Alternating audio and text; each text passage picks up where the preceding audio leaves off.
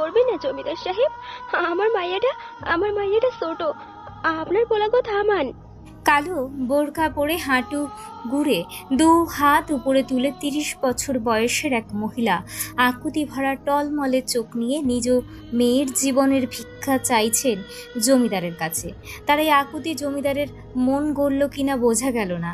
জমিদার কি যেন ভেবে মহিলার দিকে তাকিয়ে গম্ভীর কণ্ঠে বললেন, ঠিক আছে, ভিতরে আসো। মহিলাটিকে দোতলার একটা কক্ষে নিয়ে গেলেন জমিদার। পাশের কক্ষে তার মেয়ের আজাহারিতে ভারী হচ্ছে আকাশ বাতাস।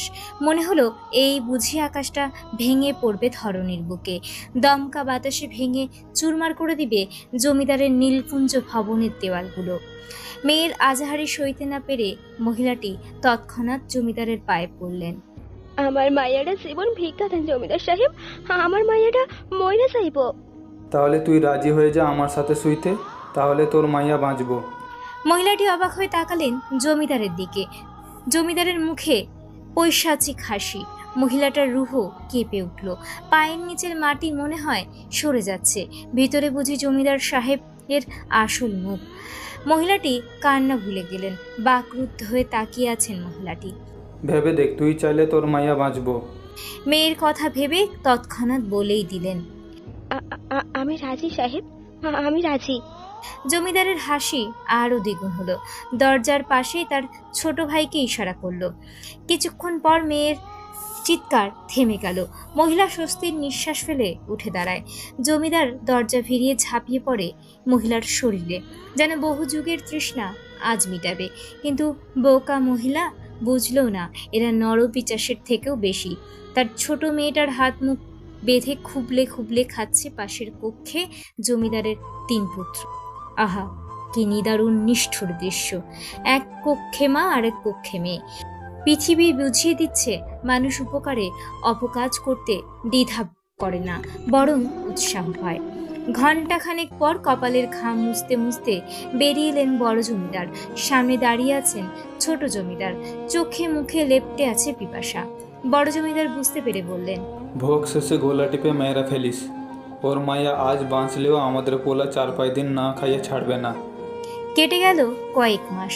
বসন্ত এসে গেছে পায়রা বন্ধের অলক করে। বসন্তের দক্ষিণা বাতাসের রোদ যেন মিষ্টি লাগে। বিকেলবেলা রোদের তেজ নাই বললেই চলে। মৃদু মৃদু হাওয়ায় শরীরের থেকে কাঁপুনি ওঠে। উঠানে ২টি পদ্মফুল গল্পের আসর জমিয়েছে। তাদের সামনে ঘাট বাঁধা পুকুর। পুকুরের পাশে রয়েছে বেলি ফুলের গাছ, রয়েছে নানান জাতির গাছগাছালি।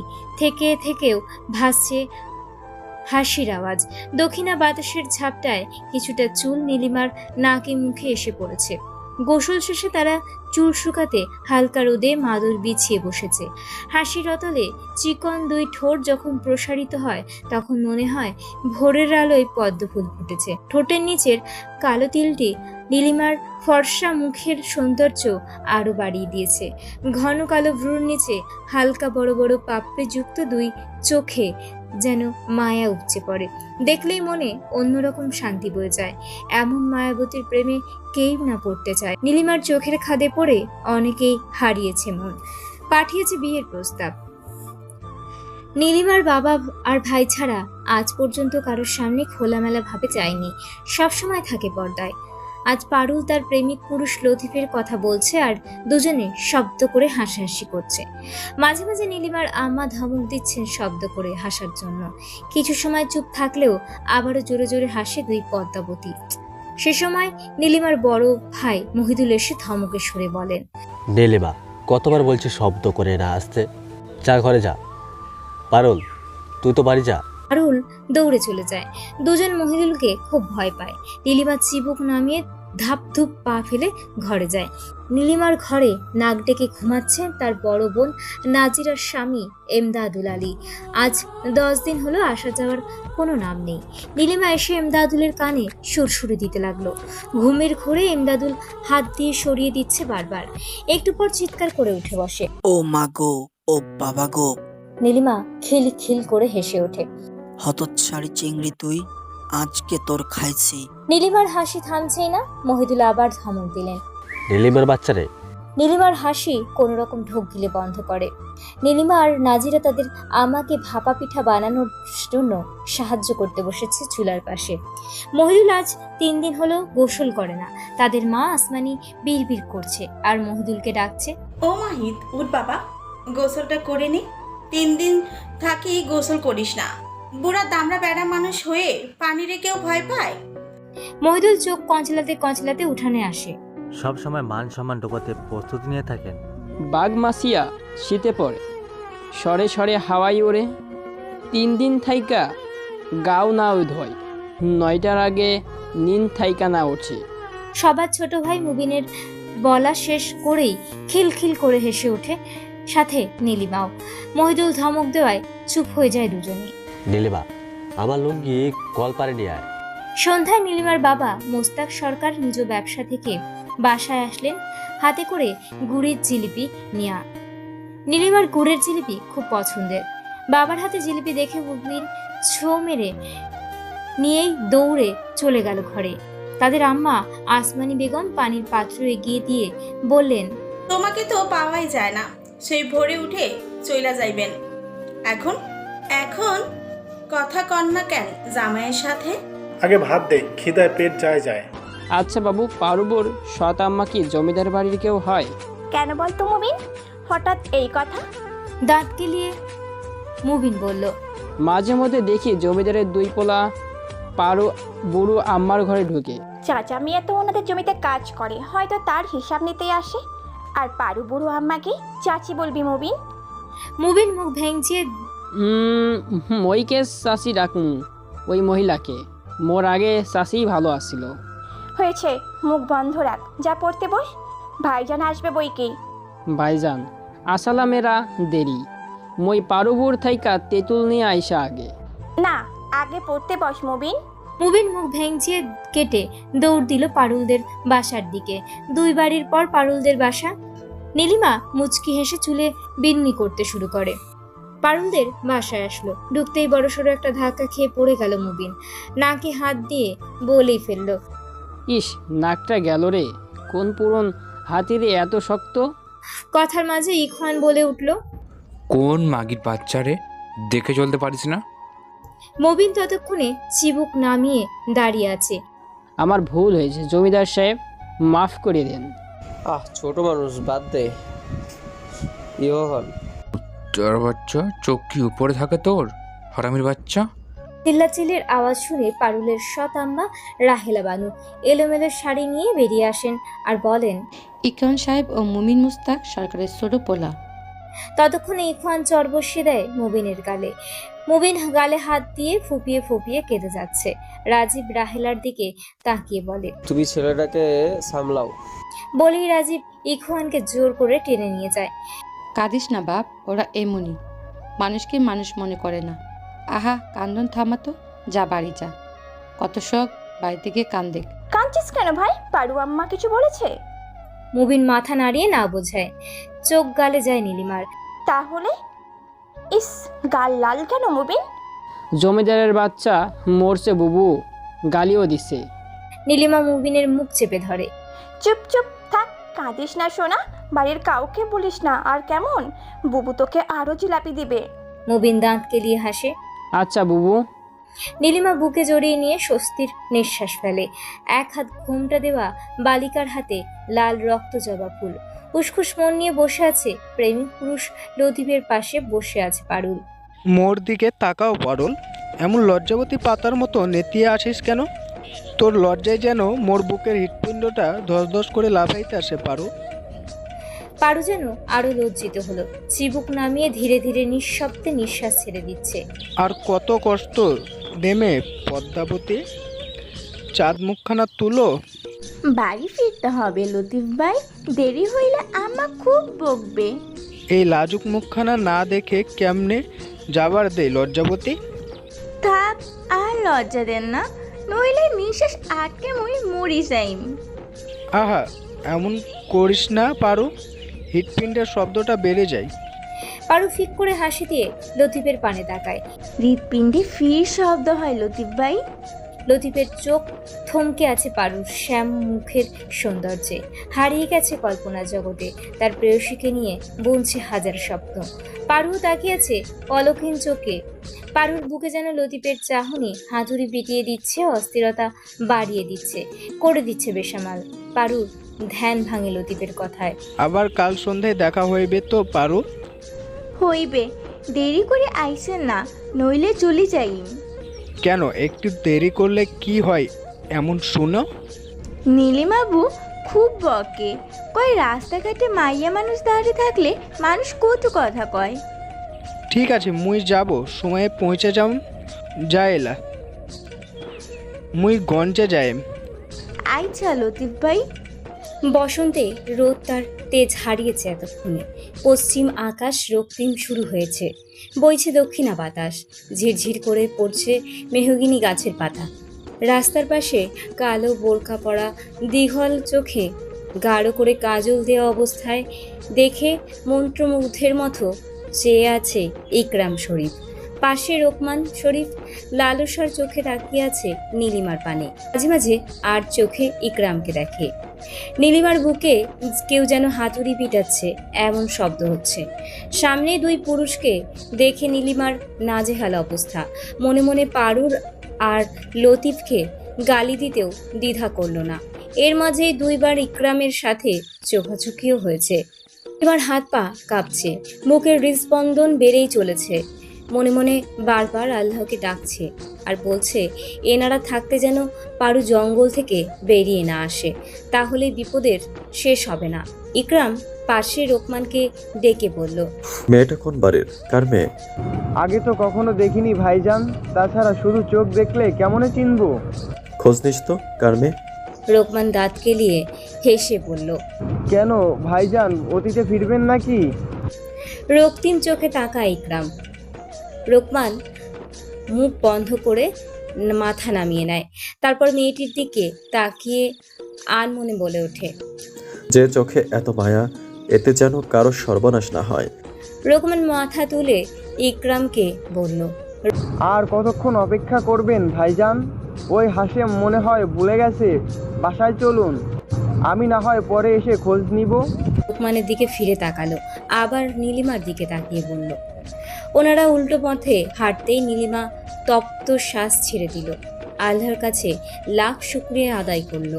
হাঁটতে হাঁটতে ইকরাম ফের পিছনে তাকাতেই চোখাচোখি হয় দুজনের। তৎক্ষণাৎ নীলিমার নজর ফিরিয়ে নেয়। ইকরাম মুচকি হেসে চলে গেল।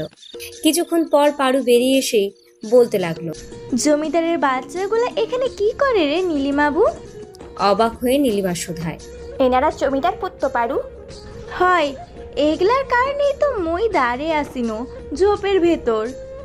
আচ্ছা চল, মেলা দেরি হয়ে গেল আজ, আম্মা ফের চিন্তা করবে। চল চল। ইস আইস, মক্তবের হুজুর খুব মারিল রে, বুবু হাতটা টনটন করতেছে।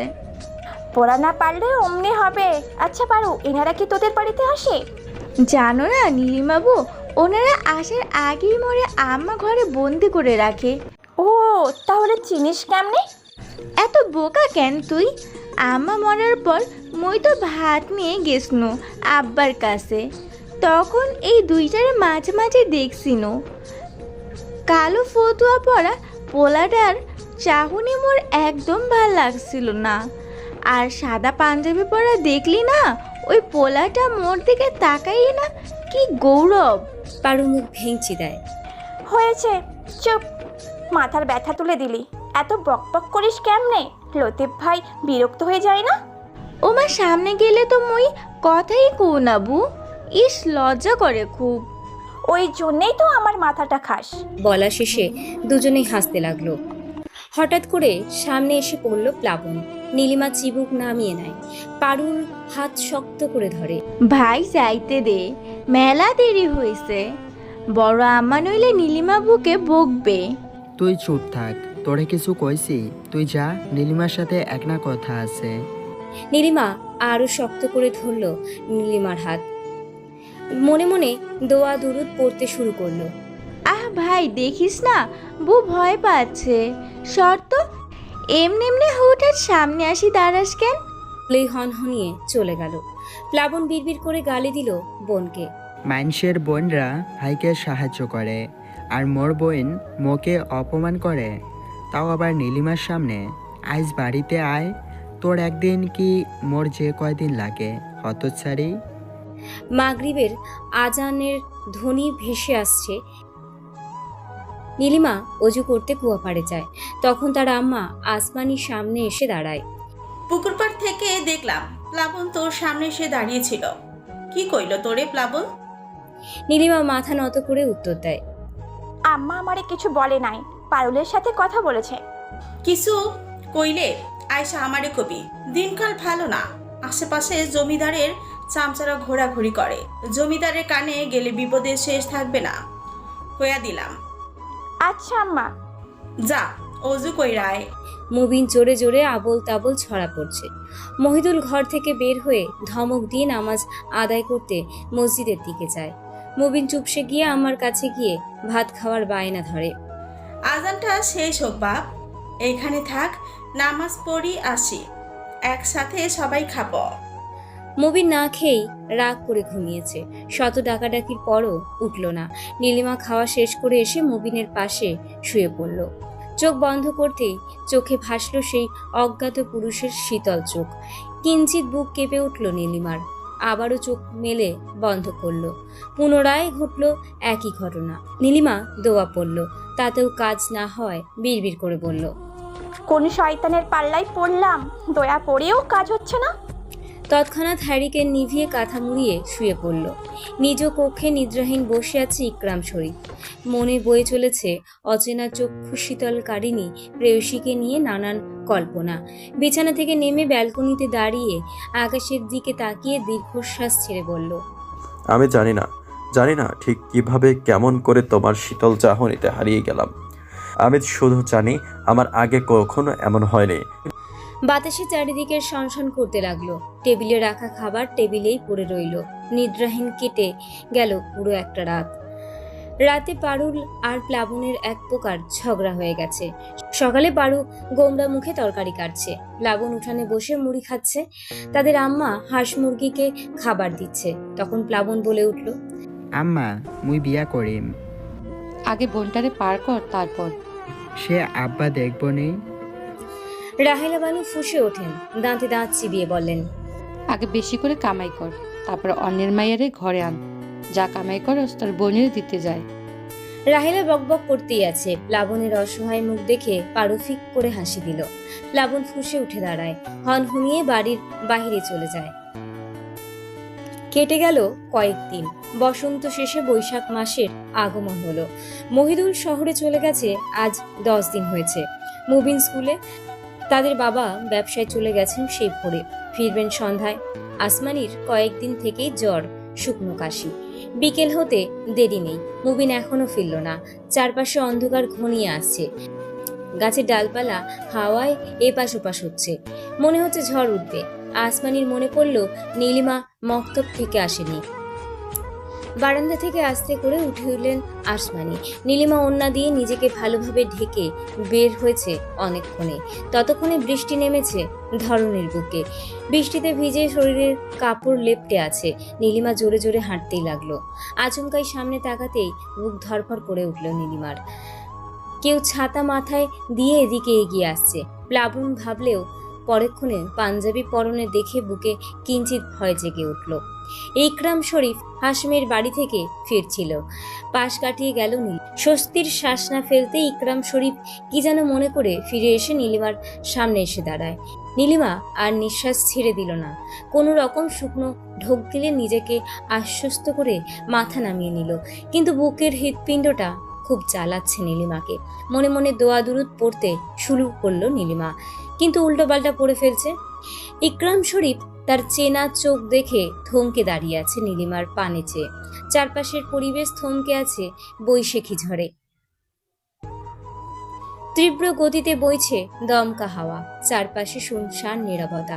কোথাও কেউ নেই, শুধু দুই মানবী দাঁড়িয়ে আছে এক ছাতার নিচে। নীলিমা চিবুক নামিয়ে ঘন ঘন নিঃশ্বাস নিচ্ছে। আজ প্রথম কোনো পুরুষের এত নিকট দাঁড়িয়ে। ইকরাম মাথা নিচু করে তাকালো নীলিমার ভীতকর মুখটার দিকে। ধমকের সুরে বললেন, মেয়ে তাকাও আমার দিকে। নীলিমা ধীরে ধীরে তাকালো ইকরামের চোখের দিকে। তাতেই যেন ইকরামের পৃথিবী থমকে গেল। বুকের ভিতর ঝড়ের সৃষ্টি হলো। সেই চেনা মায়াবী শীতল চোখ, বুকে ধুকপুক শব্দরা পাল্লা দিয়ে বেড়েই চলেছে। চোখে চোখ পড়তেই বুকের খুব গোপন স্থানে শিহরণ বয়ে গেল নীলিমার।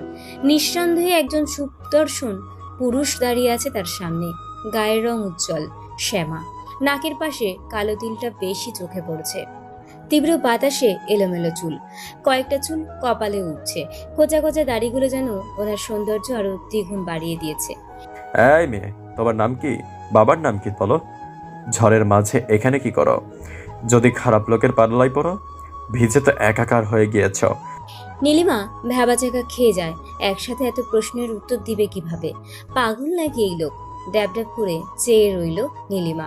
ইকরাম কোনো উত্তর না পাওয়ার পর মনে মনে বলল, তোমার চোখে যে আমার সর্বনাশ দেখছি মায়াবিনী।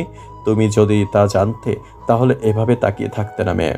পরেক্ষণে ইকরাম ধমক দিলেন, বললেন, এই মেয়ে, কথা কানে যায় না তোমার? নীলিমা মাথা নিচু করে। চিকন নরম কণ্ঠে বলে নীলিমা, নীলিমা বুবু এইখানে কি করো? আর জমিদার সাহেব আসসালামু আলাইকুম। ইকরাম শরীফ সালামের জবাব দেয়। ছাতা এগিয়ে দিয়ে নীলিমাকে বলে, ছাতাটা নিয়ে যাও, ভিজে তো একাকার হয়ে গিয়েছ। নীলিমা না তাকিয়েই বলে, তা আর দরকার নেই সাহেব, ভিজেই তো গেছি, আপনি বরং নিয়ে যান। আপনি ভিজিয়ে শরীর রোগ বাঁধাবেন না। মুবিন চল, আসি জমিদার সাহেব, আসসালামু আলাইকুম। বলেই এক প্রকার দৌড়ে চলে যায়। ইকরাম শরীফ নীলিমার যাওয়ার দিকে তাকিয়ে ভিড় করছে।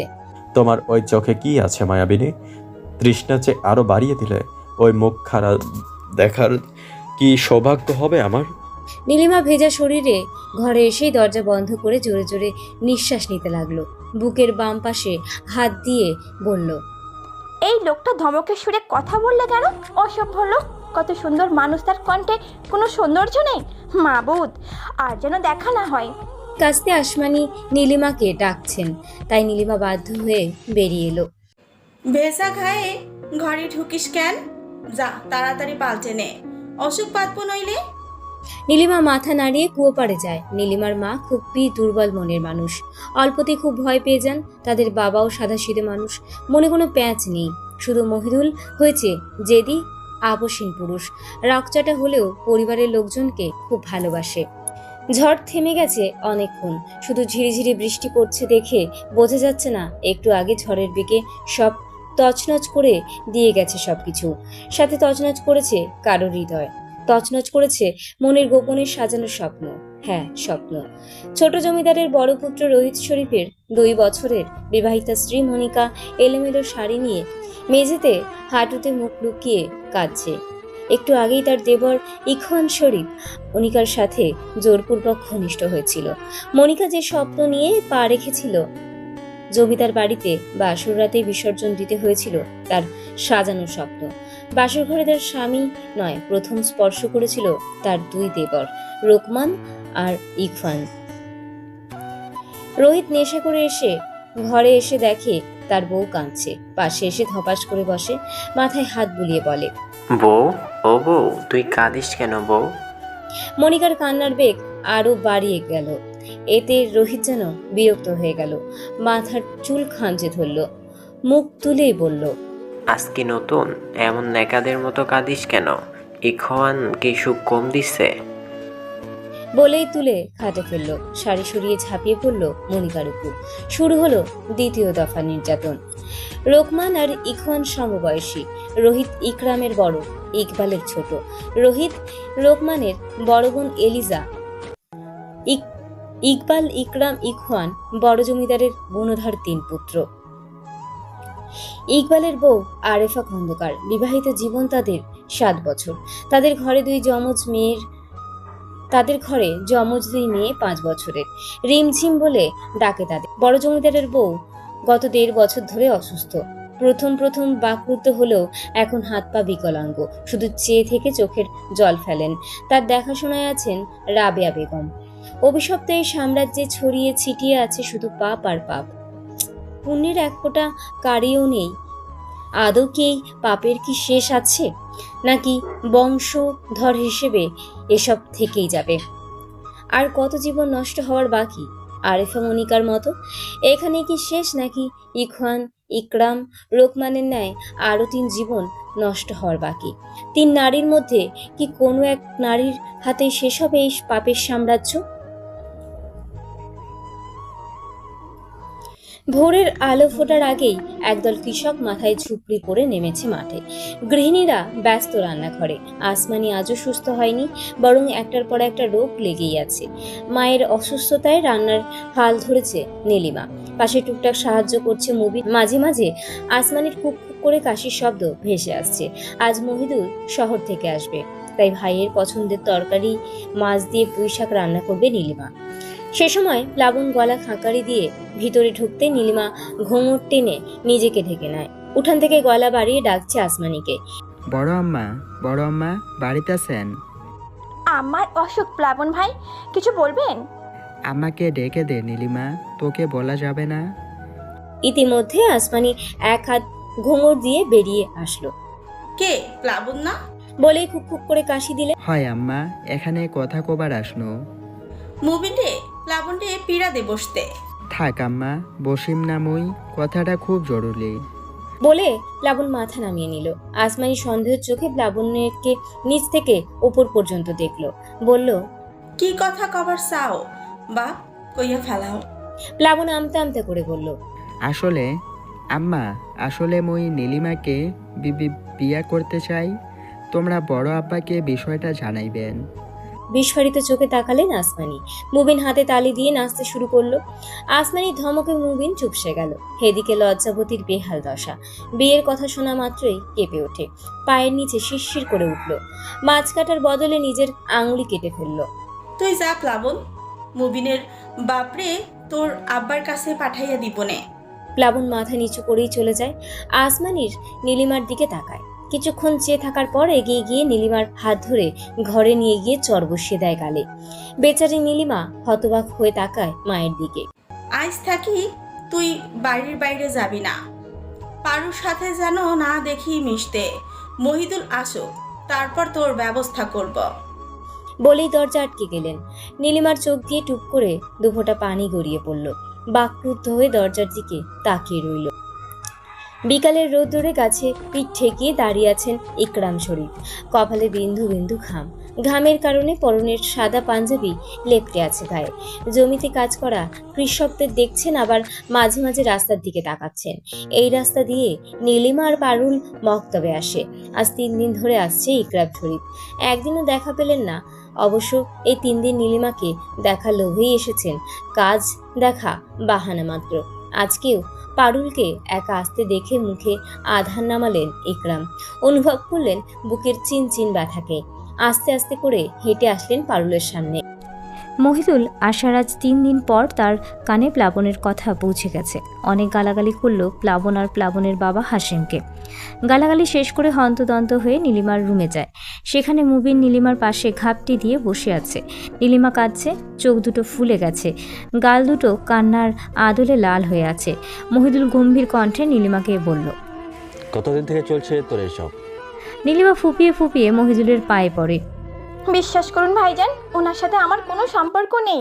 আজ পর্যন্ত কথাও হয়নি, শুধু পথে দেখা হয়েছে। উনি কথা বলতে চাইলেও আমি এড়িয়ে গেছি ভাইজান। নীলিমা আবার ভেঙে পড়লো, হাওমাও করে কাঁদতে শুরু করলো। পাশা নীলিমা, ঠিক আছে ওঠ। আমাকে অবিশ্বাস করবেন না ভাইজান, আপনি আজই আমার বিয়ে দিন, তবুও অবিশ্বাস করবেন না। নীলিমার 2 বাহু ধরে উঠায় মহিদুল। গলা খাদে নামিয়ে বলে, বিশ্বাস করি বোন তোকে। অন্য গ্রামের ছেলে হলে ব্যাপারটা ভাবা যেত। নিজ গ্রামের অবৈধ হওয়ার আশাও করিস না বোন। নিজের সর্বনাশ ডেকে নিয়ে আসিস না। নীলিমা মহিদুলকে জড়িয়ে ধরে কাঁদতে থাকে। কান্নার স্বরে থেমে থেমে বলে, আমি আপনার পছন্দের ছেলেকেই বিয়ে করব ভাইজান। প্লাবন ভাই তো খুব ভালো ভাইজান, বুবুর সাথে ভালোই মানাইতো। মহিদুল লাল লাল চোখ দিয়ে তাকাতেই মুবিন মাথা নিচু করে নেয়। নীলিমাকে ছেড়ে দিয়ে মুবিনের কাছে গিয়ে মাথায় হাত রাখে। মুবিন তার ভাইজানের দিকে তাকায়। মহিদুল নরম হয়ে বলে, বড় হও ভাই, তাহলে বুঝবি। নরম কথায় মুবিন কিঞ্চিত সব ভুলে যায়, তাই হাসি মুখে বলে, ভাইজান আপনি বিয়া করবেন না? একটা ভাবি জানাইয়া দেন। মহিদুল চমকে উঠল। মনে হলো বুকের পাঁজরে কেউ ছুরি বসিয়েছে। নীলিমা ও ভাইয়ের এমন মুখশ্রী দেখে ভয় পায়, তৎক্ষণাৎ হাত ঝাঁকিয়ে বলল, ভাইজান কি হলো আপনার? মহিদুল আগের ন্যায় গম্ভীর কণ্ঠে বলে, আমাকে আর কখনো বিয়ের কথা বলবি না মুবিন, আমি কখনো বিয়ে করব না। বড় বড় পা ফেলে ঘরের বাইরে চলে যায় মহিদুল। মুবিন বোনের দিকে তাকিয়ে আছে। নীলিমা মুবিনকে বলল, নবীন ভাইজান যেহেতু নিষেধ করেছে আর কখনো বলবি না, ঠিক আছে? আচ্ছা বাবু। ইকরাম শরীফ পারুলকে নীলিমার বিষয়ে কিছু জিজ্ঞেস করতে পারেনি। যদি পাড়ার লোকে জানাজানি হয় ব্যাপারটা ভালো দেখাবে না, তাই আর জিজ্ঞাসা করেনি। পারুলের মা বাবা কে সেটুকু জেনে বাড়ির পথে ফিরে এসেছে। এদিকে পারুরও খুব মন খারাপ। আসমানি কিছুতেই নীলিমার সাথে দেখা করতে দেয়নি, বরং উল্টে ও বাড়িতে যেতে নিষেধ করেছে, তাই আর মুক্তবে যায়নি। ইকরামের সাথে কথা বলার পর বাড়ি ফিরে এসেছে। যদিও রাহেলা বানুকে অনেক কৈফিয়ত দিতে হয়েছে পারুর, আজ লতিফের সাথে দেখা করবে না। পারুর শুয়ে শুয়ে কাঁদছে। হঠাৎ দরজা খুলে রাহেলা বেগম ঢোকে। পারু হকচকিয়ে গেল, উঠে বসে চোখের পানি মুছতে লাগলো। রাহেলা একটু ভয় পেয়ে যায়, হাত ধরে নিচে নামিয়ে বলে, কাঁদিস কেন পারু? কেউ কিছু কইছে? না আম্মা। তাহলে সন্ধিহান চোখে পারুলের দিকে তাকায়। পারু চোখ নামিয়ে নেয়। পারু, রাস্তাঘাটে কোনো ছেলে কি কিছু কইছে তোরে? পারু এবার ভয় পায় লতিফের কথা আবার যেন না জেনে যায়, তাই সত্যি কথা বলার সিদ্ধান্ত নেয়। কান্নার বেগ বাড়ে পারুর। আম্মা, নীলিমার আম্মা আমারে ওই বাড়িতে যাইতে মানা করছে। কে, তুই কিছু করছিস? না আম্মা, কাল থেকে তো কথা হয় নাই, আইজে তো কেবল বিকেলে গেছনু। ঠিক আছে, কান্দিস না, যা উঠোনে তা ঝাড়ু দে। স্বস্তির নিঃশ্বাস ফেলে রাহেলা বানু। লতিফ অনেকক্ষণ পুকুর পাড়ে বসে থাকলো, কিন্তু পারু না আসাতে এবার উঠে দাঁড়ালো। আস্তে আস্তে বের হয়ে আসলো ঝোপঝাড় সরিয়ে। রাস্তায় উঠতে ইখওয়ান আর রাজীব এসে সামনে দাঁড়ালো। লতিফ ভরকে যায়, বুকে থুতু দেয়, সালাম দিয়ে মাথা নিচু করে। ইখওয়ান আর রাজীব লতিফের অপেক্ষায় ছিল। গত 3 দিন ধরে এই পথে লতিফের জন্য অপেক্ষা করে। ইখওয়ান খুব বিগড়ে আছে। লতিফের শার্টের কলার ধরে খারাপ ভাষায় গালি দিতে থাকে। তোর সাহস দেখে আমি দিন দিন অবাক হচ্ছি লতিফ। আমারে মাফ করে দিয়েন সাহেব। তোর বাচ্চা, তুই আমাকে আজ 3 দিন ধরে দাঁড় করিয়ে রাখছিস। এই জমিদার পুত্রকে অপেক্ষা করাস তুই? তোর কলিজা টেনে ছিঁড়ে ফেলবো হারামজাদা। কয়েকটা থাপ্পড় লাগিয়ে দিন সাহেব, বেটা দিন দিন মজনু হয়ে যাচ্ছে। লতিফ রাজীবকে মনে মনে গালাগালি দিতে থাকলো। চামচার ঘরের চামচা, তোরে পায়ে একদিন বুঝাবো মজা। কথা বলিস কেন? কোন দিন এনে দিবি বল হারামখোর? আমি চেষ্টা করতেছি সাহেব, আর কয়েকদিন ধৈর্য ধরেন সাহেব। 5 দিন সময় দিলাম, যদি না পাচ্ছি তোর মা বাপরে শেষ কইরা দিমু। যা সামনে থেকে। লতিফ ছাড় পেয়ে দৌড়ে পালায়। সাহেব, লাতিফ যদি বেইমানি করে, যদি না এনে দেয়? করবে না, ওর পরিবারকে খুব ভালোবাসে। শোন, আজ রাতে একটু ভয় দেখাস, তাহলে দেখবি কাজ হয়ে যাবে। ঠিক আছে সাহেব। ওই মাইয়ার খোঁজ নিয়েছিস? সাহেব, কোন মাইয়া? রক্তিম চোখে তাকায় ইখওয়ান। রাজীব চোখ নামিয়ে নেয়। তা মনে থাকবে কেন? খালি কোন মাইয়ারে খাইয়া ফেলাই রাখছি ওইসব মনে থাকবে। মাফ করবেন সাহেব। ইকরাম ভাইজান সেদিন যে মাইয়ারে দেখে নেশা চোখে তাকাইছিল ওই মাইয়া? জি সাহেব, মুস্তাক সরকারের ছোট মেয়ে। তয় নাম জানি না, মত্তবে গেলে নাম পাওয়া যাবে। নামের দরকার নেই। ইকরাম ভাইজান রে চোখে চোখে রাখবি, খুব ভালো মানুষই দেখায়, খারাপ ভাষায় গালি দিতে থাকে। রাতে কালবৈশাখী ঝড়ে সব লণ্ডভণ্ড হয়ে গেছে। রাস্তায় গাছপালা উপড়ে পড়ে আছে। এখনো আকাশ অন্ধকারে আচ্ছন্ন। সন্ধ্যা হয়ে এসেছে এমন মনে হচ্ছে। আজ কোনো পাখিরও কিচিরমিচির শব্দ নেই। কেমন জানি সব কিছু থমকে আছে। নীলিমা উঠানের গাছের ডালপালা সরিয়ে রাখছে একদিকে। আসমানি রান্নার ব্যবস্থা করছে। মহিদুল আজ চলে যাবে বন্দরে। কোথা থেকে মুবিন দৌড়ে আসলো। হপিস করতে করতে থাকলো নীলিমার পাশে। কি হয়েছে রে মুবিন, এমন করছিস কেন? বাবু, ভাঙ্গা নদী দেখতে গেছিলাম আব্বার সাথে, জানো কি হয়েছে? নীলিমা প্রশ্নিত চোখে তাকালো। মুবিন জোরে জোরে দম নিয়ে বলে, মেলা দিন পর আজ আব্বা নদীর কিনারায় লাশ বান্ধা। মায়া মানুষের লাশ বাবু। আসমানি দৌড়ে আসে, নীলিমাকে বুকে জড়িয়ে নেয়। মুবিনকে ধমক দিয়ে বলে, এসব বলিস না, বাবুর সামনে। মুবিন, যা ঘরে যা। আম্মা, আমি আর ছোট নেই, ছাড়ো, কিচ্ছু হবে না। তাছাড়া দেখতে তো যাইনি। না গেলেও একবার কি জ্বর বাঁধিয়েছিলি মনে আছে? মরতে মরতে বেঁচেছিস। মোস্তাক সরকার পেছন থেকে বলে ওঠেন, আমাগো মাইয়া আর ছোট নয় আসমানি, মেলা বড় হইছে। আম্মাকে বুঝান আব্বা, সব সময় এমন করলে হবে? বলেন আমাকে সাহসী হতে হবে না? আসমানি মেয়েকে ছেড়ে দেয়। মোস্তাক সরকার এসে মেয়ের মাথায় হাত বুলিয়ে দিয়ে বলেন, আম্মাজান মেলা সাহসী হতে হবে, আসেন আমাকে এই কিছু খাইতে দেন। আসেন আম্মাজান। বাপ মেয়ে মুচকি হেসে ভেতরে যায়। মহিদুল নদীর পাড়ে হাঁটুতে দু হাত বেঁধে বসে আনমনে দূরে তাকিয়ে আছে। জীবনের হিসাব মিলাচ্ছে মহিদুল। আজ না কাল তো বিয়ে করতেই হবে। আর কত রাগ দেখিয়ে দমিয়ে রাখবে সবাইকে। কিন্তু এই সমাজের নিয়ম না, কখনোই না।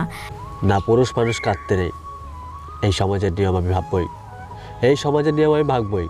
জমিদারের পতন না হওয়া পর্যন্ত বিয়ে করব না। নিজের কাছে নিজের প্রতিজ্ঞা করলাম।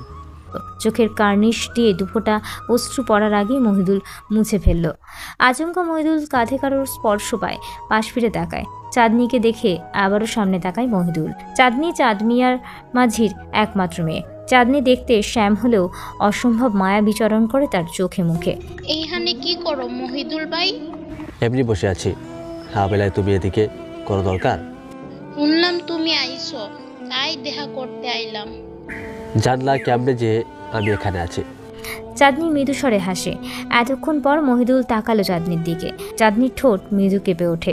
মহিদুলের শীতল চাহনি দেখে চাঁদনির সামনে তাকায়। এই লোকের এমন চাহনি সে চাঁদনি বুকে তোলপাড় শুরু করে দেয়। এই লোকটা কি জানে নাকি?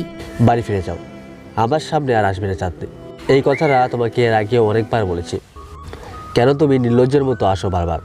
এত অপমান সয়েও যে আমি কেন তোমার সামনে আসি বুঝো না বুঝি? ভালোবাসি তোমারে মহিদুল। মনের কথা মনেই রইল চাঁদনির। ঢোক গিলে কিছু বলার আগেই কারোর গলার আওয়াজ শুনতে পায় দুজনে। গ্রামের আনাচে কানাচে দেখি প্রেম প্রীতির অভাব নাই রে রাজীব। ইখওয়ান শরীফের কথায় দুজনেই হকচকিয়ে যায়। মহিদুল আর চাঁদনি চোখ নামিয়ে দাঁড়িয়ে আছে। ইখওয়ান কয়েক পলক দুজনকে দেখে বলে, এভাবে প্রেম না করিয়ে বিয়ে করে নে মোহিত। মহিদুলের বুক কেঁপে ওঠে। ইখওয়ান আবার জোর করে বিয়ে দেবে না তো? সর্বনাশ হয়ে যাবে। না না, আমি চাঁদনি সর্বনাশ সহ্য করতে পারবো। কয়েকবার শুকনো ঢোক গিলে নিজেকে আশ্বস্ত করে নেয় মহিদুল। রাজীব কিছু বলার আগেই মহিদুল চোখ তুলে কর্কশ গলায় বলে, বিয়ে? তাও আবার এমনি কালটিরে? কী যে বলেন না জমিদার সাহেব, গায়ের রং দেখছেন? তাছাড়া মাঝির মেয়েরে বিয়ে করব আমি? অসম্ভব। চাঁদনি ঘোলাটে চোখে তাকায় মহিদুলের দিকে। তাহলে পাশাপাশি বসে কিসের গুজুর গুজুর করছিলিস মোহিত? ওর বাবা বিয়ে দেবে নাকি ওকে, তাই আমার কাছে এসেছে যেন মাঝি চাচারে বোঝা এখন বিয়ে না দেয়। চাঁদনির আজ খুব অপমান বোধ করে। নিজের গায়ের রং, আবার বাবা মাঝি বলে মহিদুল এমন মন্তব্য করবে চাঁদনি ভাবতেই পারিনি। চোখ বন্ধ করে চাঁদনি কার্নিশ দিয়ে দুফোঁটা পানি গড়িয়ে পড়ে। চাঁদনি মুছে নিয়েই দৌড় দেয় বাড়ির পথে। কিরে এমন দৌড়াই কে মেয়ে? কালটি বলছি না, গায়ে লাগছে বোধ হয়। ইখওয়ান মহিদুলের দিকে তাকায়। মহিদুল তো তাকায়। ইখওয়ান স্পষ্ট দেখতে পাচ্ছে মহিদুলের চোখে তার জন্য একরাশ ঘৃণা। ইখওয়ান ঠোঁট বাঁকিয়ে হাসে। মহিদুল চোখ অন্যদিকে নেয়। দীর্ঘশ্বাস ছেড়ে পা বাড়াতে ইখওয়ান বলে, আমি জানি তুই চাঁদনিকে পছন্দ করিস। বন্ধু হয়ে এটুকু বলতে পারি, বিয়ে করে নে। আমি কারো বন্ধু না। ইখওয়ান আবারও হাসে। মহিদুল আর কিছু বলে না, ঢোক গিলে হন্তদন্ত হয়ে চলে যায়। বন্ধু হয়ে না হয় তোর বইয়ের দিকে চোখ তুলে তাকালাম না। আর তোর বাপচা? ইখওয়ান শব্দ করে হাসে। মহিদুল হাসির শব্দে দাঁড়ায়, কিন্তু ফিরে তাকায় না। দাঁতে দাঁত চিবিয়ে হনহনিয়ে জায়গা প্রস্থান করে। সাহেব, যতদূর জানি আপনারা ভালো বন্ধু ছিলেন, হঠাৎ কি এমন হলো বন্ধুত্ব নষ্ট হয়ে গেল? কুকুরের পেটে ঘি হজম হয় না শালা। সাহেব, একখান কথা বলবো? বলে ফেল। চাঁদনি স্যাম হইলেও সুন্দর, ওরে আমার খুব ভালো লাগে। নিজের বাপের রক্তের বোনকে তো ছাড়িস নি, আর কত মাইয়া পছন্দ করবি? ওই আমার সৎ বোন সাহেব, আর চাঁদনিরে আমি বউ করতে চাই। রাজীবের দিকে তাকায় ইখওয়ান। রাজীব চোখ নামিয়ে নেয়, শয়তানি হাসি দিয়ে বলে, বউ? আচ্ছা, বিষয়টা দেখছি ভেবে। সন্ধ্যার পর মহিদুল বাড়ি ফিরে, চোখ মুখে বিষণ্ণতা ছেয়ে আছে। চাঁদনিকে ওসব বলার পর থেকে মহিদুলের মনটা অস্থির হয়ে আছে। মেয়েটা হয়তো খুব মন খারাপ করেছে, হয়তো অনেক কেঁদেছে। কি আর করার, পাগলি মেয়েটা কি বোঝে না তার ভালোর জন্যই তো তাকে দূরে থাকতে বলে। আইস বন্দরে গেলি না যে বাপ? মায়ের কথায় ধ্যান ভাঙে মহিদুলের, পরনের ফতুয়া খুলতে খুলতে বলে, কাল সকালে যাবো আম্মা। নীলিমা খাইছে? হ খাইছে। ওরে আর মারিও না, কাল থেকে মক্তবে যাইতে দিও। কিন্তু বাপ। আম্মা, সব কিছু থেকে তো জমিদার বন্দি করেছে মেয়েদের, ধর্মের শিক্ষাটা অন্তত নিতে দাও। আচ্ছা বাপ, আর পারুল রে কি করবি? ওরে আবার কি করব, ওর কি দোষ? মিষ্টি দিও ওদের, সে ছোট্ট থেকে বড় হচ্ছে একসাথে। আমাকে ভাত দাও, খেয়ে একটু বেরোবো। আব্বা আসলে বলিও একটু কাজ আছে, তাই বাইরে গেছে। আচ্ছা বাবা, বেশি রাত করিস না, আয় খেতে আয়। রাত 8টায় মোস্তাক সরকারের বাড়ি ফিরেছেন। নৌকা থেকে নামতেই ইখওয়ান আর রাজীব সামনে এসে পড়ে। মোস্তাক একটু অবাক হয়, তবুও সালামের উত্তর দেয়। শরীর ভালো আছে চাচা আপনার? কিছুক্ষণ তাকিয়ে থেকে মোস্তাক সরকার তারপর বলে, জি ভালো। জমিদার সাহেব কিছু বলবেন? ছি, আমি আপনার ছেলের বয়সের, তাছাড়া আপনার ছেলের বন্ধু হয় আমরা। কিছু বলেন না মোস্তাক সরকার। কিছুক্ষণ তাকিয়ে থাকার পর হাঁটা শুরু করেন। কোনো উত্তর না পেয়ে দাঁত কেলিয়ে হাসে ইখওয়ান পুনরায় বলে, তা চাচা, মেয়ে তো বড় হয়েছে, বিয়ে দেবে না? মোস্তাক সরকারের পা থেমে যায়।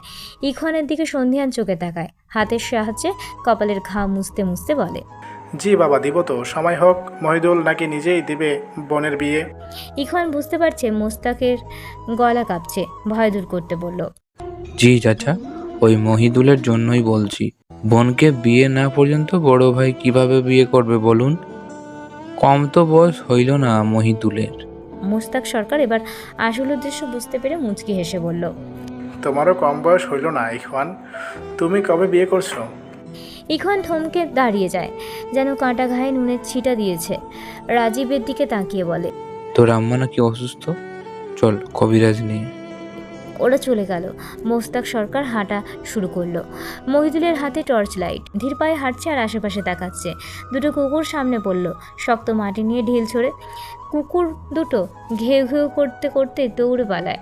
মহিদুল একটা বাড়ির সামনে এসে দাঁড়ায়, লাইট বন্ধ করে। তারপর ধীরে ধীরে এসে একটা ভাঙা জানলার কাছে দাঁড়ায়। মৃদু আওয়াজ করতে থাকে মহিদুল। ঘরের ভিতর চাঁদনি আর দাদি ঘুমিয়ে আছে। অনেকবার শব্দ করার পর যখন জানলায় কেউ খুলল না, তখনই চলে যেতেই খটখট শব্দ ফিরে তাকায়। চাঁদনি মহিদুলকে দেখে আঁতকে উঠল, বুকে থুতু দিয়ে বলল, তুমি এত রাতে? তখন ওভাবে কাঁদতে কাঁদতে দৌড়ে আসলো কেন? তাতে আপনার কি? এখন আবার আপনি? তুই কি করব মহিদুল ভাই? মহিদুল চাঁদনির এক হাত মুঠোয় নিয়ে বলে, তখন আমি ওভাবে বলতে চাইনি চাঁদনি, দয়া করে আমাকে মাফ করো। চাঁদনি মহিদুলের কর্মকাণ্ডে লজ্জা পায়, হাত ছাড়িয়ে বলে, কি করছো মহিদুল ভাই? মা বাড়ি যাও, মাফ কইরা দিছি। মহিদুল পা বাড়ালো, চাঁদনি ডেকে ওঠে, আমারে ভালোবাসো? মহিদুল ফিরে দেখায়। মহিদুল কিছুক্ষণ চুপ থাকে, শীতল চোখে তাকিয়েই জবাব দেয়, না, ভালো ছেলে দেখে বিয়ে করে নিও। চাঁদনি কেঁদে ফেললো মহিদুলের যাওয়ার পানে চেয়ে। জাহিলি লোক, তোমার কখনো ভালো হবে না মুহিত, কখনো না। রাস্তার মধ্যে ইকরাম শরীফের সাথে দেখা হয় মহিদুলের। মহিদ আবার হলেও পাত্তা দেয় না, এড়িয়ে যেতেই ইকরাম ডেকে ওঠে, কে মহিলা? জি জমিদার সাহেব। ইকরাম টর্চ সরিয়ে বলে, কোথায় গিয়েছিলে এত রাতে? মহিদুল আমতা আমতা করে বলল, জি ওই মাঝির চাচা বাসায় কাল সকাল সকাল বন্দরে যাবো তো, তাই বলতে গেছিলাম। ও, আমিও যাচ্ছি, কাল বহরে বন্দরে রওনা দিতে হবে। ঠিক আছে সাহেব, যান। আসসালামু আলাইকুম। ওয়ালাইকুম আসসালাম। শোনো মহিদ। জি জমিদার সাহেব বলুন।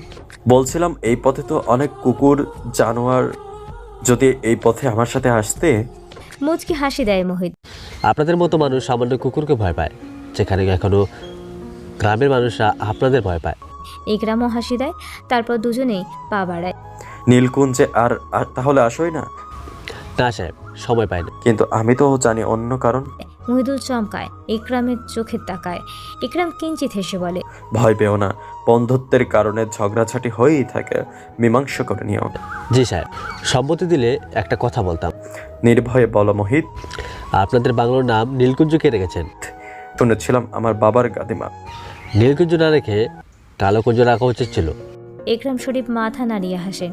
মহিদের কথার মানে ঠিক বুঝতে পেরে প্রতি উত্তর করলেন না, চুপচাপ দীর্ঘ নিঃশ্বাস নিলেন। মোহিত আড়ালে হাসল। সকালবেলায় মোহিত বাসায় বিদায় নিয়ে বাবার সাথে ঘাটে আসে। ঘাটে এসে দেখে চাঁদনি নদীর কিনারায় দাঁড়িয়ে আছে বা মাথায় ঘোমটা দিয়ে। নৌকায় বসে আছে ইকরাম আর তার ভাই রোকমান। মহিদুল চাঁদনিকে আর চোখে দেখলো একবার। মোস্তাক চাঁদনিকে দেখে কথা বললেন। কোথাও যাচ্ছ নাকি চাঁদনি আম্মা? জি সরকার, চাচা ফুফুর আম্মুর বাড়ি। ও আসো আসো, বসো নৌকায়। মহিদুল ঠিকই বুঝতে পারলো চাঁদনি ওর জন্যই এখানে এসেছে। হয়তো চাঁদনি বুঝতে পারেনি মোস্তাক সরকার ও জমিদাররা সাথে আসবেন, কারণ রাতের ঘটনা চাঁদনি জানে না। মহিদুলের কিছু করার নেই। নৌকায় উঠবার সময় একবার দুজনের চোখাচোখি হয়। পরেক্ষণে মোহিত চোখ নামিয়ে নেয়। আর তাকায়নি, চাঁদনিও আর তাকায়নি জমিদারের ভয়ে। কিন্তু রোকমান তাকিয়ে দেখেছে চাঁদনিকে। রোকমানের সাথে চাঁদনির একবারও চোখাচোখি হয়। চাঁদনি ভয়ে পুনরায় ওড়না ঠিক করে নিজেকে গুটিয়ে নেয়। মোহিত দাঁতে দাঁত চেপে বিষয়টি হজম করছে। বুদ্ধিমান ইকরাম ব্যাপারটা বুঝতে সক্ষম, তাই একবার চাঁদনির দিকে আর একবার রোকমানের দিকে তাকিয়ে গলা খাঁদে নামিয়ে রোকমানকে বলল, নজর ঠিক করো রহমান। রোকমান লজ্জিত হয়ে অন্য পাশে চোখ ফিরায়। নীরবতা ভেঙে মোস্তাক সরকার ইকরাম শরীফকে উদ্দেশ্য করে বলেন, কোথাও যাচ্ছেন জমিদার সাহেব? জি সরকার চাচা, বড় ভাইজান আসছে, ওনাকে নিতে যাচ্ছি। আচ্ছা বড় সাহেব, সুস্থ হয়ে ফিরলেন তবে? না চাচা, পুরোপুরি সুস্থ হয়নি, পা দুটো ঠিক হবে না। মহিদুল ঠোঁট এলিয়ে হাসলেন, বিড়বিড় করে বলল, ধ্বংস তো শুরু আপনাদের। রোকমান মহিদুলের হাসির কারণ বুঝতে পেরে চোখে মুখে আধার নামায়। কিয়ৎক্ষণ পর রোকমান ও কি যেন ভেবে একটা পৈচাসিক হাসি দিল। তোদের বাড়িতে সকাল সকাল জমিদারের পোলা আইছিল কেন রাহেলা? আসমানির কথায় রাহেলা ভড়কে যায়, আমতা আমতা করতে থাকে। আসমানি সন্ধিহান চোখে তাকায়, বলি রান্নাঘরের দিকে যায়। কি যে বাবু, পারোর বাপের জন্য আইছিল, মাঠে নাকি যায় নাই। আমি যতদূর জানি মাঠ দেখার কাছে জমিদারের মেজ পোলা আছে। এটা তো ছোট পোলা মনে হইল। আমি কি অত কিছু জানি বাবু? কি জন্য আইছে সেটা কোন? পারু কই? পুকুর পাড়ে হাড়ি পাতিল ধুতে গেছে। কষ্ট কইরা একখান খুব দিলেই তো পারো। যাকে ওকে কইস বিকালে মক্তবে যাওয়ার সময় নীলিমারে ডাকতে। আচ্ছা। আসমানি বেগম ও বাড়ির পথে পা বাড়ান। রাহেলা বানু উঁকি দিয়ে একবার দেখেন গেছে কিনা, তারপর বিড়বিড় করে গালি দিতে থাকেন আসমানিকে। উজ্জ্বল অরুণের সর্বশেষ হিরণ গাছের সর্বোচ্চ শাখার আড়ালে বিদায় নিচ্ছে। ধরিত্রী বিলীন করছে মৃদু মৃদু আলোর শিখায়। সেই আলোর গোধূলির শেষে নীলিমা আর পারু গল্প করছে আর মক্তবে যাচ্ছে। পথের চারপাশে মেহগিনি গাছগুলোই নীরবতায় নিমজ্জিত। সত্যি কইতা আসি নীলিমাবু, এইখানে এই 3 দিন জমিদারের ওই পোলা আসিল, আজ কেন বা নাই? হয়তো তোকে পছন্দ করে পারো, না হলে এমনি এমনি কেন এখানে থাকবে? ধুর, জমিদার পোলারা খাইয়া কাম নাই, মোরে পছন্দ করবে? মোর তো অন্য কিছু মনে হয় বু। জমিদার পোলা বিয়ের জন্য পথে পথে পাত্রী খুঁজতেছে, এটাই বলবি? পারু জোরে জোরে হেসে ওঠে। পারুর মুখ চেপে ধরে নীলিমা। হুশ, শব্দ করে হাসতে নেই জানিস না? নীলিমা আচমকাই ইখওয়ানরা ওদের সামনে এসে দাঁড়ায়। মাইয়া মানুষ শব্দ করে হাসলে কি হবে জামিনের পরীরা? দুজনেই চমকে ওঠে। নীলিমা পারুর পিছনে গিয়ে মাথা নিচ করে পারুর ওড়না খামচে ধরে। পারুরও বুক কেঁপে ওঠে, কিন্তু নীলিমা যে পারুর থেকে ভীতু, যা করার পারুলেরই করা লাগবে। কয়েকবার ঢোক গেলে পারু মাথা নিচু করে উত্তর দেয়, গুরুজনেরা নিষেধ করেছে সাহেব, কারণ জানা নাই। ইখওয়ান পারুর পা থেকে মাথা পর্যন্ত দেখছে, আর একবার রাজীব, একবার নীলিমা আর একবার পারুলকে দেখছে। কোনো শব্দ না পেয়ে পারুরা এগোতে ইখওয়ান 2 হাত প্রশস্ত করে। এত তাড়া কিসের? পাশেরটা বোবা নাকি? নীলিমা চোখ বন্ধ করে নেয়, দোয়া পড়তে শুরু করে মনে মনে। পারু কি বলবে কিছু বুঝে উঠতে পারছে না। সাহেব মনে হয় ভয় পাইছে। ইখওয়ান নীলিমার দিকে মাথা বাঁকা করে তাকায়, তারপর পারুর দিকে। সময়ের মতো করে পর্দা করে চলতে পারো না? পারু মিনমিন করে উত্তর দেয়, দম বন্ধ লাগে সাহেব। ইখওয়ান আর কিছু বলে না, চুপচাপ পারুকে পর্যবেক্ষণ করতে থাকলো। এদিকে নীলিমার অসহায় অবস্থায় নাজেহাল। কতবার যে দোয়া পড়তে গিয়েও গুলিয়ে ফেলেছে তার শেষ নেই। হঠাৎ দেখতে পায় ইখওয়ান ডান হাত এদিকে আগিয়ে দিচ্ছে। নীলিমা পুনরায় চোখ বন্ধ করে নেয়। আল্লাহ বাঁচাও, শেষ পানের মতো বাঁচাই দাও আল্লাহ। বিড়বিড় করতে থাকে। নীলিমার হাত পা কাঁপছে। পারুর ওড়না মনে হয় এবার ছিঁড়েই ফেলবে নীলিমা। পারুও একই অবস্থায়। হঠাৎ সাহস করে পারু খপ করে ইখওয়ানের হাত ধরে ফেলে। ইখওয়ান অবাক হয়ে পারুকে দেখছে। পারু বারবার ঢোক গিলছে। নীলিমা চোখ খুলে তাকায়। পারু সাহসের সীমা দেখে নীলিমা ভয়ে চুপসে যায়। ইখওয়ান বিদ্রুপ হাসে। আরেক হাত দিয়ে পারুর হাত সরাতে গেলেই পারু তার হাত নামিয়ে নেয়। রাজি বাড়ালে পৈশাচিক হাসি দিচ্ছে আর ওদের দুজনকে দেখছে। এর ফাঁকে ইখওয়ান নীলিমার মাথার কাপড় থেকে পোকা জাতীয় কিছু নিয়ে পারুর সামনে ধরতেই দুজনে দুপা পিছিয়ে যায়। আমি অতটাও খারাপ না, রাস্তাঘাটে মাইয়া মানুষরে বেইজ্জতি করলে সুসম্মানে বাসায় নিয়ে আদর যত্ন নিয়েই করব। বলেই দাঁত কেলিয়ে হাসে। পারু মিনমিন করে বলে, মাফ করবেন সাহেব, ভুল হয়ে গেছে। সুন্দরীদের ভুলগুলোকে আমি সবসময় ভুল ভাবি, যা পরবর্তীতে ফুলের এক একটা পাপড়ি ছিঁড়তে খুব মজা পাই। বলা শেষে হেসে মুখে হাত বোলায় ইখওয়ান। নীলিমা ইখওয়ানের বলা শেষের কথায় ঘাবড়ে যায়। বারবার পারুকে গুতা দিয়েই যাচ্ছে। ফিসফিস করে বলে, চল পারু, মানুষ আসার আগে পালাই এখান থেকে। বিপদ আসলো বলে আজ মন্তব্য যাওয়ার দরকার নেই। ইখওয়ান গলা খাঁকারি দিয়ে বলল, আমার সামনে পরবর্তীতে ফিসফিস করবে না। আজকে মাফ করলাম, পরে কিন্তু করব না। যাও এখন যেখানে যাচ্ছিলে। বলা শেষ না হতেই পারুরা হাঁটা শুরু করে। নীলিমা তো অসংখ্যবার শুক্রিয়া আদায় করলো, আর এদিকে পারু জমিদারের 14 গোষ্ঠীকে গালি দিতে থাকলো। ইখওয়ান আর রাজীব ওদের যাওয়ার দিকে তাকিয়ে রইল। স্বামী যতই খারাপ হোক না কেন, কিছু স্ত্রীর কাছে স্বামীরা সর্বোচ্চ স্তরেই থাকে। স্বামীর প্রতি ভালোবাসা থাকলে স্বামী যতই অন্যায় করুক না কেন মায়ার টানে সব ভুলে যায়। তেমনটি হয়েছে আরেফা। স্বামীর কম অত্যাচার সহ্য করতে হয়নি আরেফাকে। সেই স্বামীর জন্যই চোখের পানি ফেলতেন মোনাজাতে বসে। বিগত 3 মাস পর জমিদার মহলে ফিরেছেন জমিদার বড় পুত্র ইকবাল শরীফ। নিজ কক্ষে আরেফা তার প্রাণের স্বামীর পায়ে ঔষধ মাখিয়ে দিচ্ছেন। ইকবালের হাতে পুরনো একটি বই। পিন পিন নীরবতায় হাজির হলেন ইখওয়ান শরীফ। ভাইজান আসবো? ইকবাল বই থেকে মাথা তুলে তাকায়। আরেফা একবার তাকিয়ে পুনরায় কাজে মন দেয়। আয় ছোট, কি অবস্থা তোর? শরীর ভালো আছে তো? তোরে আস্তে আস্তে জবাব দিয়ে ইখওয়ান ভাইয়ের পাশে বসে। আপনাকে অনেক মনে পড়েছিল ভাইজান। আপনি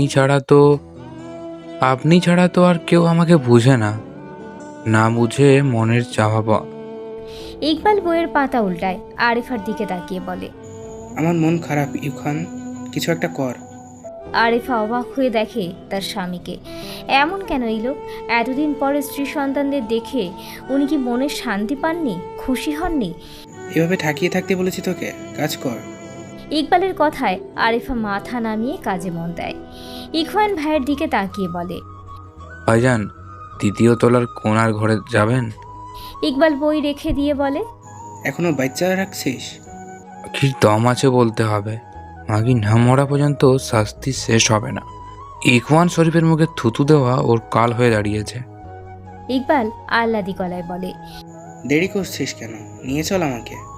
কতদিন দেখি না এসব, চল চল। ইখওয়ান ভাইকে নিয়ে চললেন পাপের রাজত্বে। অভাগী আরেফা ভেবেছিল হয়তো তার স্বামী এবারে শুধরবে। কথায় আছে না, কিছু মানুষের স্বভাব চরিত্র মরার আগেও পাল্টায় না।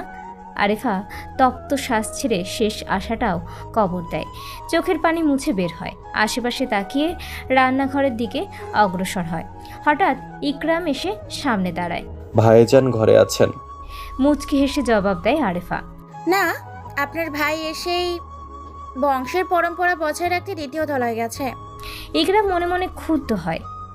চলে যেতেই আরেফা পুনরায় বলে, শোনো ইকরাম। ইকরাম প্রশ্নিত চোখে তাকায়। কাল স্কুলে আমার ভাইকে বলবে একবার দেখা করে যেতে? কেন বলুন তো?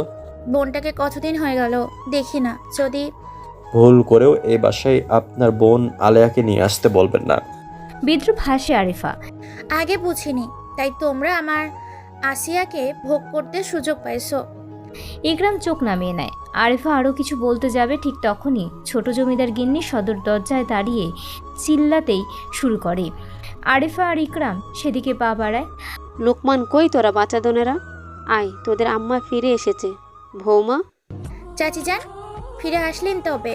আরিফার কথায় জমিদার গিন্নি রমেলা আরিফার দিকে তাকায়। না ফিরলে বুঝি ভালো হতো তোর? আরিফার কথায় রেগে গেছেন ছোট গিন্নি। না না, তা হবে কেন? আসুন ভেতরে। এই মনিকা, শরবত নিয়ে আয় চাচি জানের জন্য। ভিতরে আস্তে আস্তে জবাব দেয় ছোট গিন্নি। জমিদার বাড়ি বউদের বেশি দিন গুসা করে বাপের বাড়িতে থাকতে নেই, ঐক্য নষ্ট হয়ে যায়। তা আমার রোহিত লোকমান কই? আপনার ছেলেরা বংশের ঐতিহ্য রক্ষা করতে মহলের আনাচে কানাচে ছড়িয়ে আছে আম্মা। মনিকা শরবত নিয়ে প্রবেশ করতে করতে কথাটা বলে। ইকরাম বুঝতে পারলো এখানে এবার গৃহযুদ্ধ বেঁধে যাবে, তাই বাইরের দিকে চলে যায়। ছোট গিন্নি মুখ বাঁকায়, শরবত হাতে নিয়ে বলে, কুটা দিয়ে কথা বলা গেল না তোমার? আমার সব কথাই আপনার কাছে খোঁটা মনে হয় আম্মা, কারণ সত্য কথা বলি কি না। আহা, আমার কি সতীবান নারী রে? প্যাক প্যাক না করে যাও, ব্যাগপত্রগুলো আমার রুমে দিয়ে আসো। আমি বড় বুবুর কক্ষ থেকে আসছি। বলে উঠে পা বাড়ালো গিন্নি। ইকরাম গেটের সামনে অপরিচিত মহিলা দেখতে পেয়ে এগিয়ে এলেন। দারোয়ানের দিকে দৃষ্টি রেখে বললেন, কি সমস্যা হবেন চাচা? হাবিল মাথা নামিয়ে নিয়ে বলে, দেখুন না সাহেব, উনি ইউ খানের সাথে দেখা করতে চাচ্ছেন।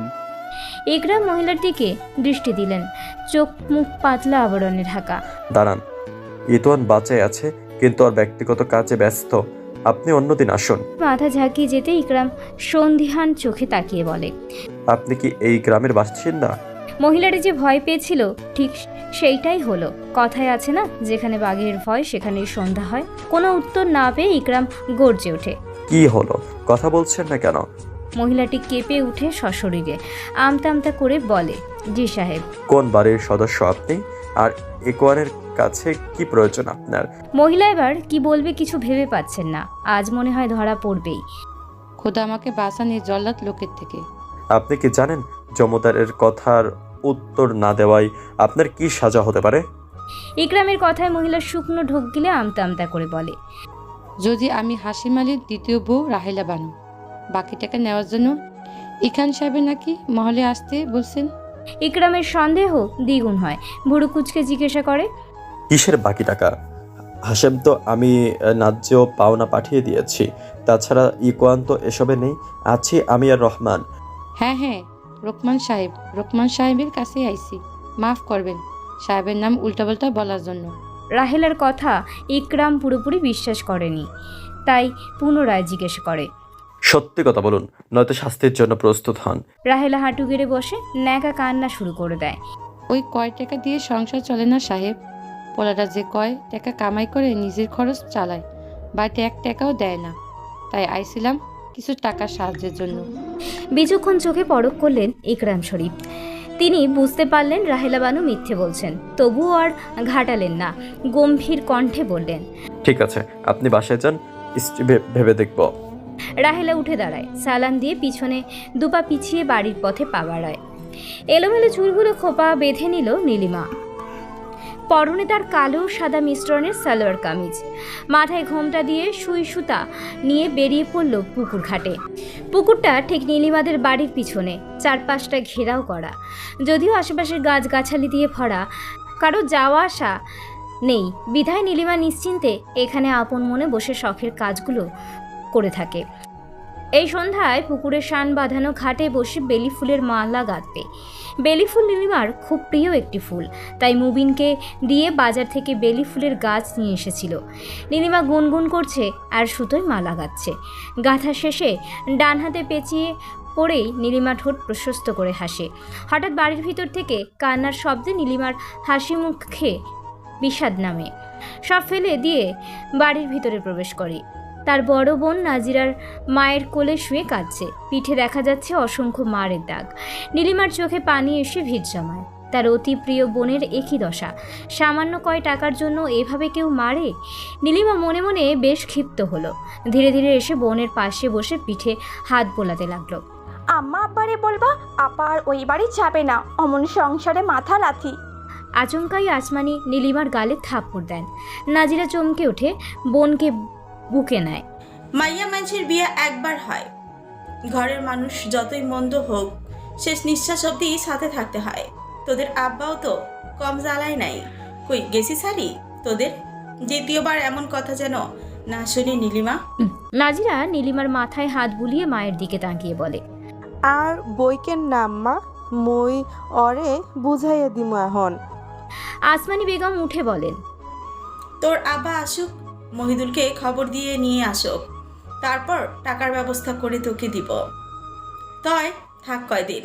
নাজিরা মাথা কাত করে বলে, আচ্ছা আম্মা। আসমানি বেগম পুকুর পাড়ের সামনে পা বাড়ান। নীলিমা ফুপিয়ে ফুপিয়ে উঠেছে। নাজিরা বোনকে বুকের থেকে তুললেন, গালে হাত রাখেন। ইস, লাল হয়ে গেল। থাক বোন, কাঁদিস না। ছেলে মানুষগুলো এইভাবে মেয়েদের মারে কেন আপা? আমাদের কি মানুষ মনে হয় না? নীলিমার কথায় নাজিরার চোখে পানি নিয়ে হাসে, চোখের পানি মুছে নেয়। সমাজে নারীরা অবহেলিত বোন, কোনো দাম নাই মগো। দেখিস না জমিদাররা শুধু ছেলেদেরকে সব সুযোগ দিচ্ছে, তোদের তো তবু বাড়ির বাইরে বের হতে দিচ্ছে, বক্তব্য পড়তে দিচ্ছে। আমাকে সময় তো ঘরবন্দি করে রাখছিল। নীলিমা আর মনে বলে উঠল, আমার খুব ইচ্ছে করে স্কুলে যাইতে আপা, মুবিনের মতো পড়ালেখা করতে খুব ইচ্ছে করে, শুধু ওই বাংলা। নাজিরা নীলিমার মুখ চেপে ধরে, ফিসফিস করে বলে, চুপ কর নীলিমা, এসব কথা বলিস না, কথা বাতাসের আগে দৌড়ায়। নীলিমা মুখ বাঁধা অবস্থায় হেসে উঠল। নাজিরা হাত ছেড়ে দেয়, মাথায় গাঁটটি মেরে বলে, তোর থেকে তোর হাসি খুব সুন্দর নীলিমা, তোর জামাই তোর হাসি দেখলে পাগল হয়ে যাবে। নীলিমা নাজিরাকে জড়িয়ে ধরে, তোমাকে প্রতিনিয়ত দেখে আমার বিয়ে করার স্বাদ নেই আপা, আমি কখনোই বিয়ে করব না। হঠাৎ আসমানি বেগম উঠানে আসেন। নীলিমা, পুকুর পাড়ে সুই সুতা ফেলায় আসছিস, তোর কি কখনো হুঁশ জ্ঞান হবার নাই? উঠ, এক্ষুনি নিয়ে আয়। নীলিমা পুকুর পাড়ের দিকে পা বাড়ায়। বাড়ির পিছনে পা রাখতেই নীলিমার মন কেমন যেন খচখচ করে ওঠে। নীলিমার মন বলছে আশেপাশে কোনো অব্যয় লুকিয়ে আছে। এমন কেন মনে হচ্ছে সে নিজেও বুঝতে পারে না, কিন্তু ভয় হচ্ছে কেউ তাকে লুকিয়ে লুকিয়ে দেখছে না তো। এই ভেবে নীলিমা ঘোমটা টেনে নিয়ে সামনে এগোয়। সুই সুতা নিয়ে উঠতেই আচমকাই অচেনা পুরুষালীর বুকে ধাক্কা খেয়ে নীলিমা ওমাগো বলে ওঠে,